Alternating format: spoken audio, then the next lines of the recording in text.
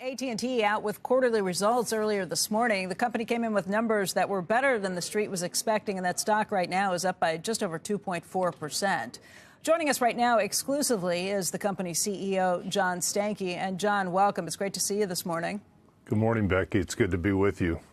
Let's talk a little bit about what you're seeing. The numbers came in better than expected on every metric that I'm looking through here. Earnings per share, revenue, free cash flow, postpaid phone net adds, and the full year number was better than the guidance that you had just given the street in December at an analyst day meeting. What happened in the last weeks of the quarter? Well, I think you kind of touched on the important thing is we set out some guidance for the year, and across the board, we consistently met or exceeded it. And that's exactly what we set out to do, which is to simplify the business and get ourselves into a position where we're executing more consistently and have the confidence that we can deliver on these things. And that's one reason why at the analyst day that you referred to, we laid out some 3-year objectives of what we think we can do. And I think effectively what you saw in the fourth quarter is that the business continues just to perform extremely well, and we're very disciplined. And when you're in that position, sometimes you get a little bit more momentum, and that's what you saw in the numbers. So demand for 5G and demand for fiber looks strong. Verizon had stronger numbers last week, too. What would you say about the overall operating environment right now?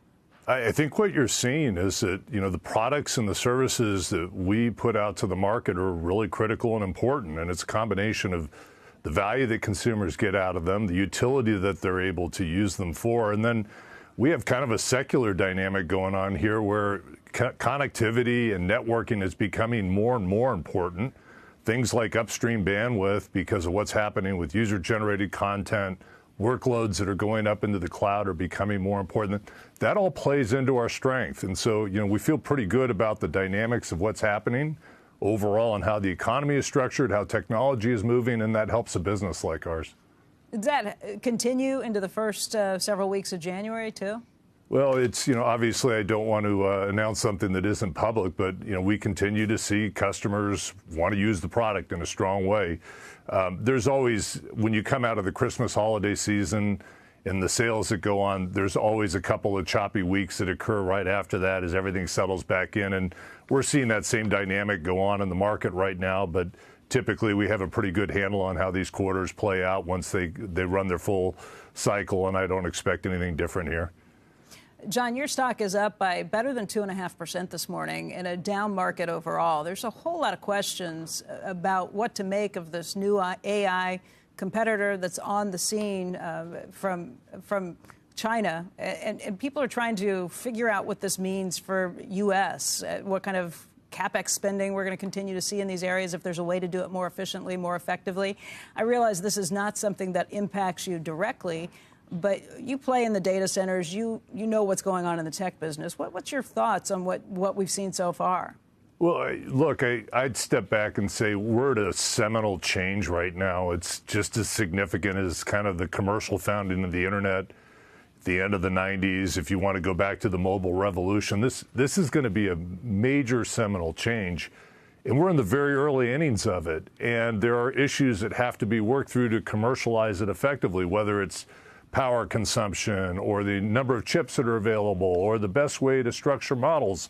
There's going to be a tremendous amount of innovation and change that comes through the latter part of the game as we move through it, especially given that we're in the early innings. And so I think we're going to see chapter after chapter where we wake up one morning and somebody has a better mousetrap or does something a little bit different. And we should expect that, because certainly the Internet and the business models on the Internet today don't look the same that they looked at like in 2000. So this is just going to be the dynamic, and the pace at which this occurs is probably going to be a bit accelerated over historical levels. I mean, how do you adjust accordingly to that? And I ask kind of in the context of a deal you did last week. You did that $850 million sale of the leaseback transaction where I think you're taking 13 million square feet of space, 74 properties that were old data centers that you're not going to need as you get away from some of the copper lines on some of these things.